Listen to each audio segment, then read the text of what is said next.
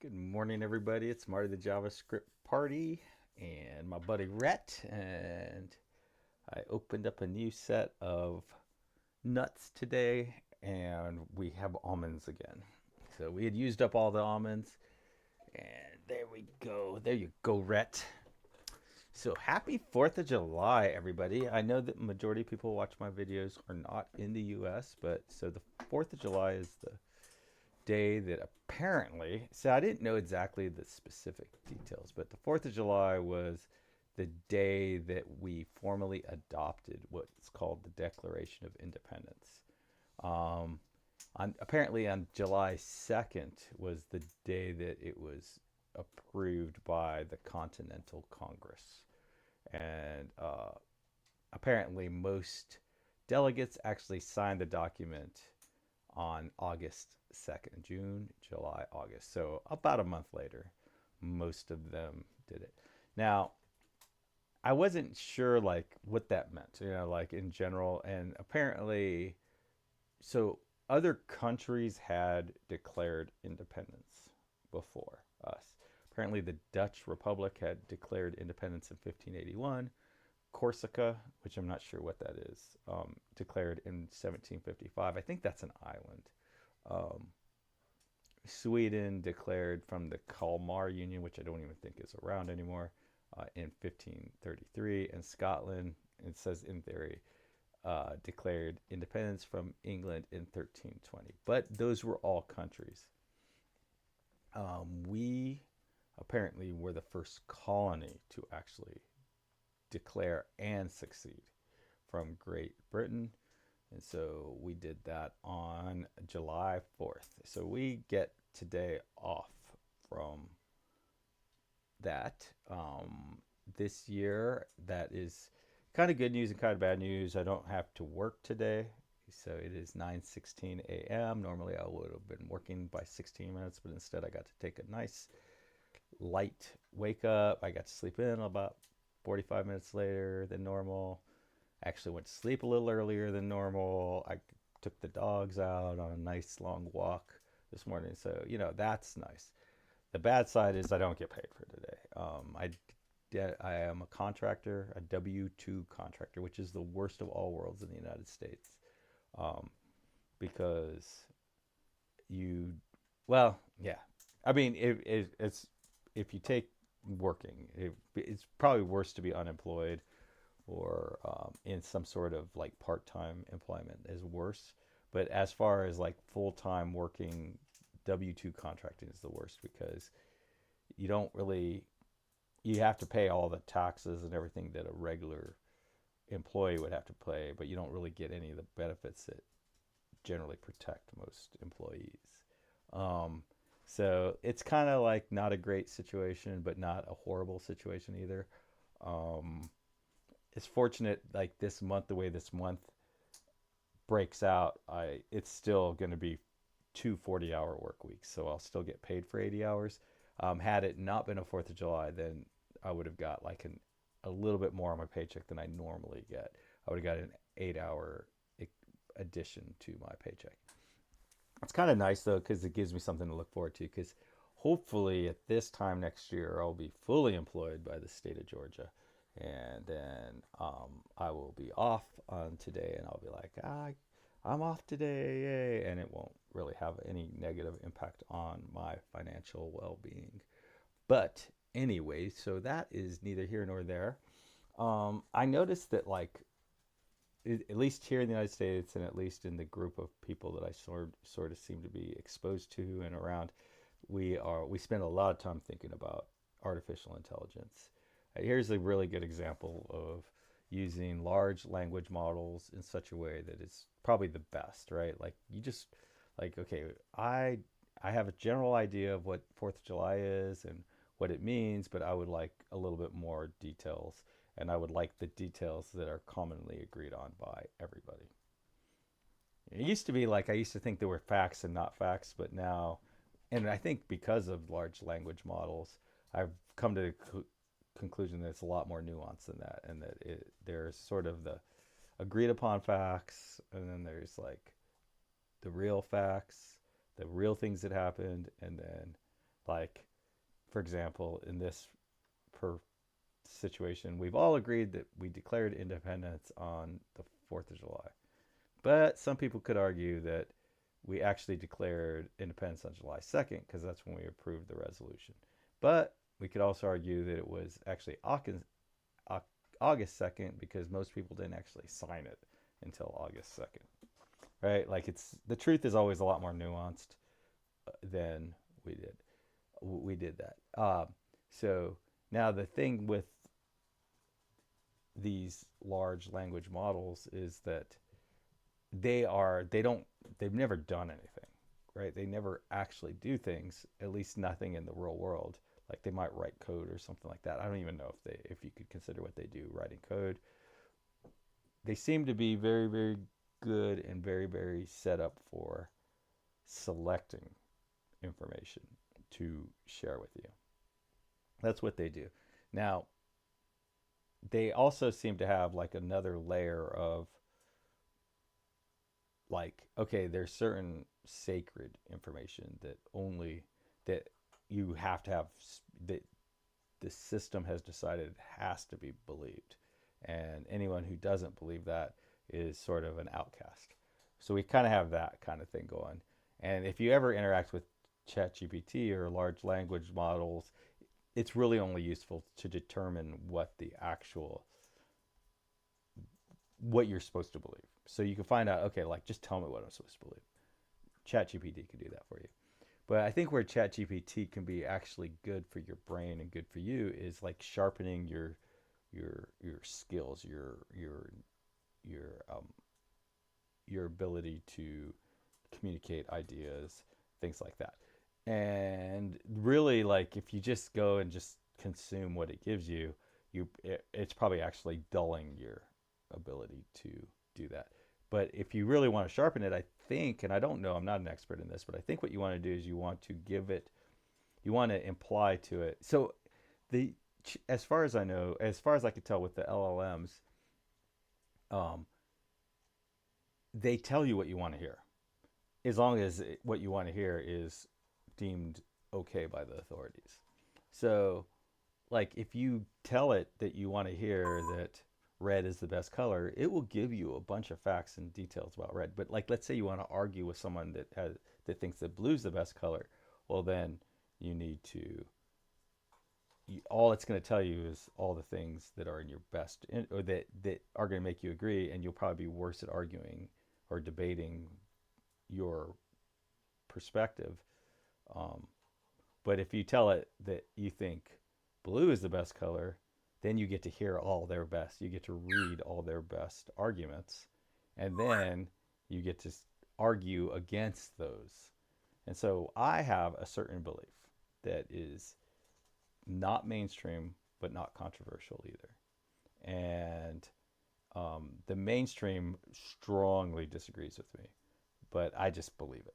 And I want to sort of try, and I haven't tried this before, but I believe that the best thing for a consumer that wants a nice car, if you want to have a nice car, the cheapest way to do it is to buy a brand new car.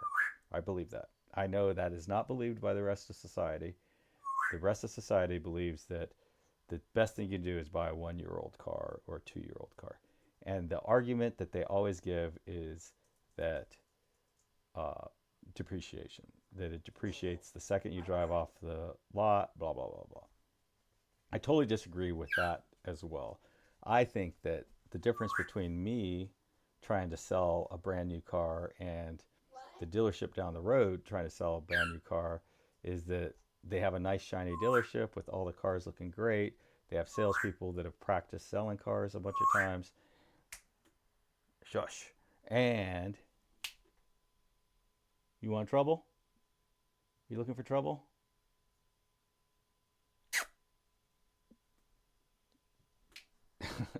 um, she loves a little bit of controversy. Um, but anyways, they have like people that practice selling cars. They have everything all set up. They've got you set up to where when you come in, they get to wear you down for 4 or 5 hours before they before they finally get you to sign and you're willing to sign whatever.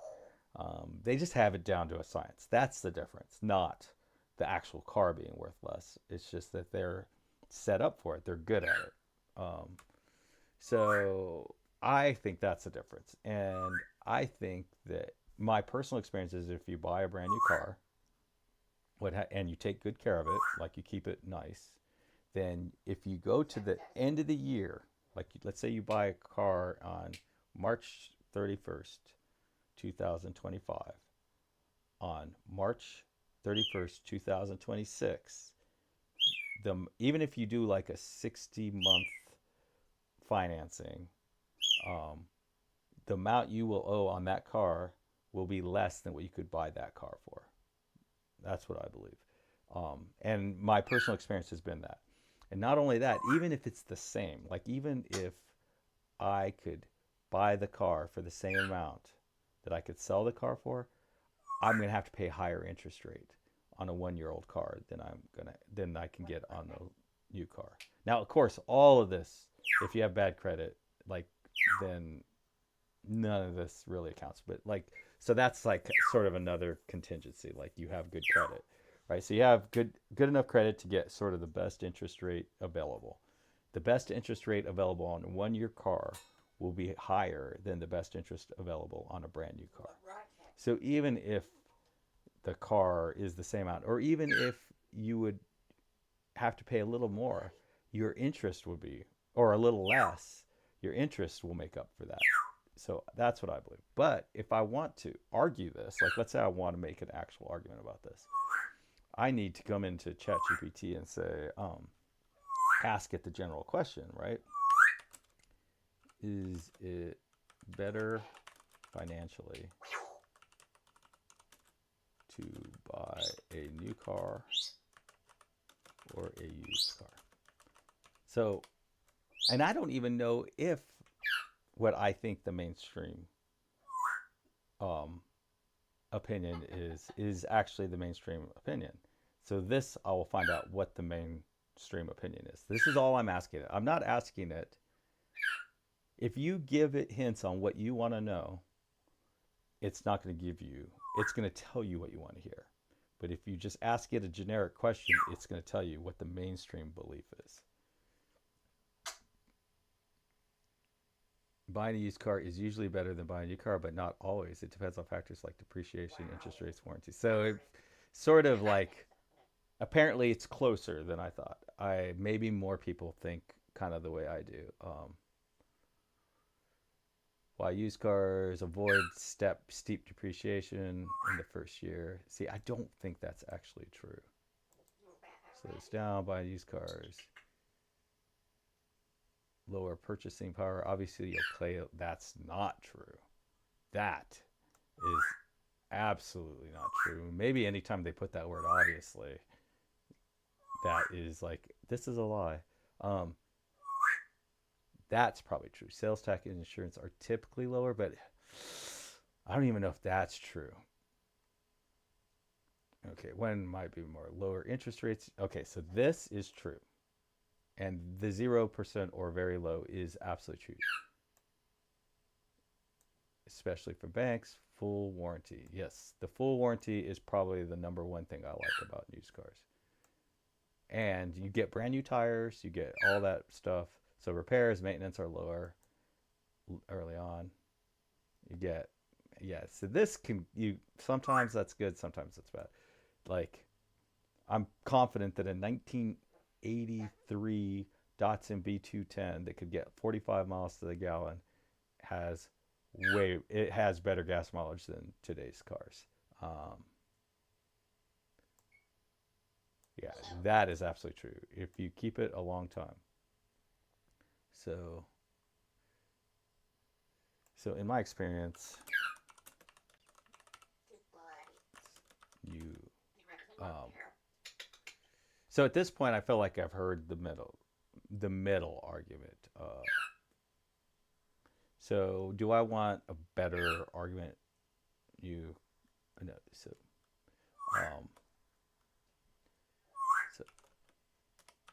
my experience.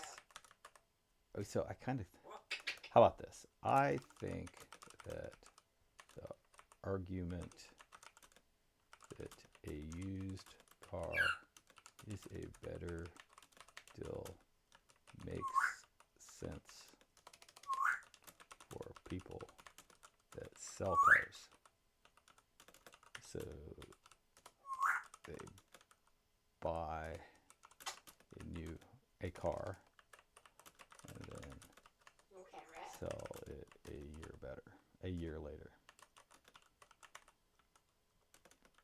But for a person that just buys cars, it's not relevant because after a year, you will owe less than on a car than if you tried to buy buy a 1 year old car in excellent condition. So that's the kind of thing is, also know the history of the car. So there's two major issues, right, when you buy a used car. One is something horrible might have happened to that car. Like it might have been flooded with seawater. It could have been in a horrible accident and then repaired poorly. It could be a lemon. It could just be just a troubled car. And you don't know that when you buy a 1 year old car. If you buy a brand new car and it's a lemon, yeah, you'll probably just trade it in a year later because you're like, okay, this thing is a problem car. The next person that buys it just bought a 1 year old car for the price of it and all that. So I think if you're going to buy a car, you're going to take good care of it. You can get a good interest rate. In a year, you're going to owe less on that car than you could buy a brand new car for. That's what I believe.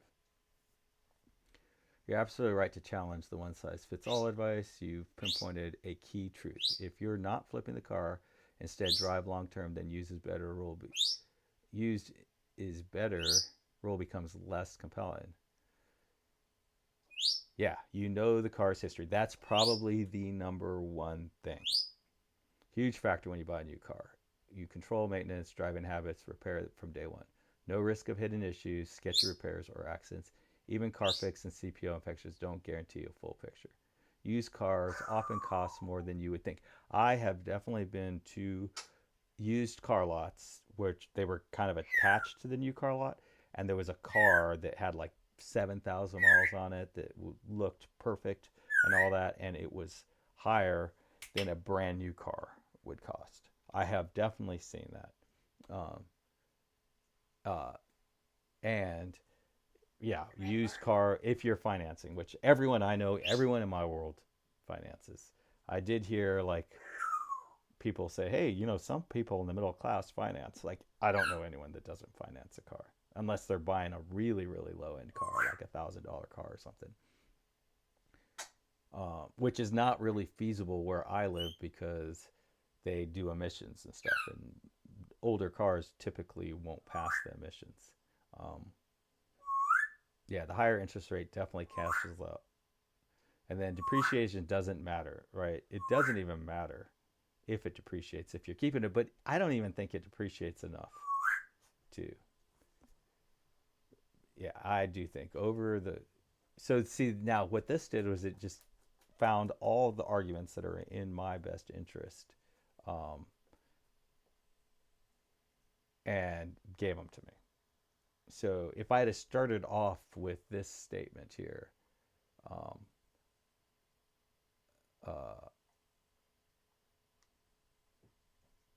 uh, the not that one, but the next question. Gosh, it makes it hard to find out what you said. I wish they put it in like a different color or something. But the second question that I ask, oh, here, I guess it does. It puts it in this big thing. Um, so this I kind of showed my hand. I should, if I had started with this, this is all I would have got. I wouldn't have got these early arguments and examples and spreadsheets. Um, you know, so I suspect that the reason um, the new cars are a bad deal story is pushed is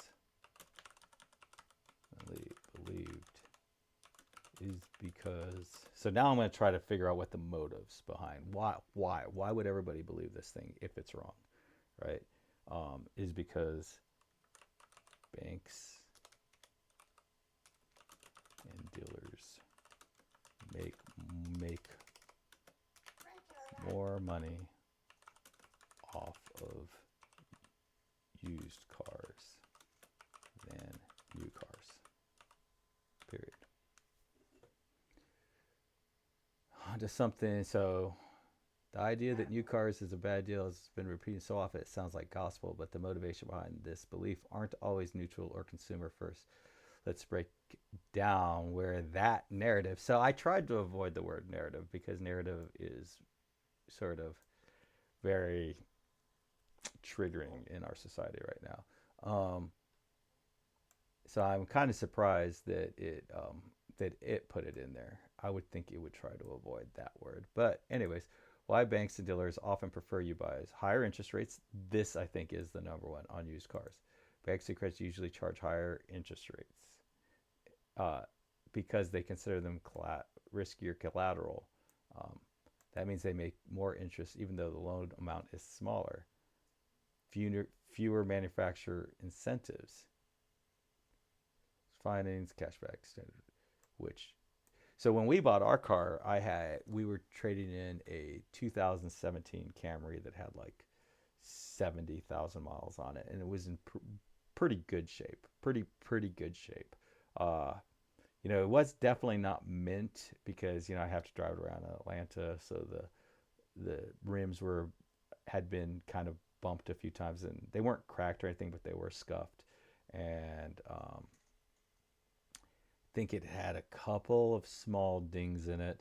Um, so, there was some issues, and it had three tires that were needed to be changed within the next 5 to 10,000 miles. One of them we had recently changed, but the other three needed to be changed. Um, the interior was in really, really good shape.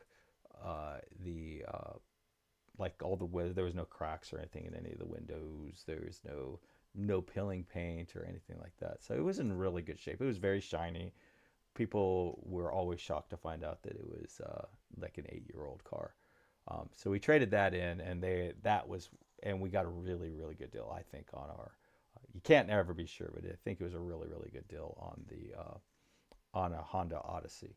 Um, but I think the reason they made the deal was because they knew they would get their money on the Camry. So they were willing to break even almost. It seemed like we kind of lucked into it because like they just seemed to have a whole bunch of vans that seemed like they were set up for something very specific, like 12 of them that were just identical, and they had like weather guard mats and the factory mats in the back, like all rolled up, and it was like obviously a deal that had fallen through of some kind, and so I think that was another reason why we were able to get a really good deal on it. But a more flexibility on markup. Yep, they can do a lot more. They can buy low, clean. Yeah, so they can add their own value with their own sort of like hired people. Um, yeah, you can push on like extended warranties, which we ended up buying an extended warranty on our van that made it um, bumper to bumper for 10 years. So, so why the used equals smarter? Financial bloggers and influencers love the simple advice. Yeah, that's true. Uh, Fits in a broader story. It's the sister in beat by being that. That's interesting. I never even thought of that. The system is rigged. Beat it by being frugal.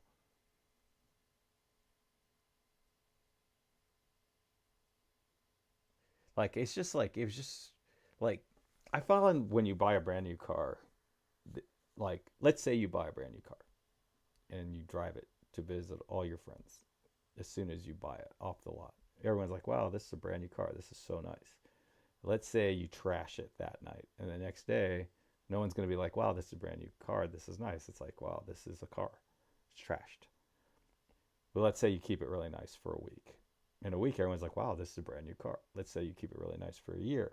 In a year, people are like, "Oh, this is a brand new car," right? Like you get to decide how long that's a brand new car for when you buy a new car.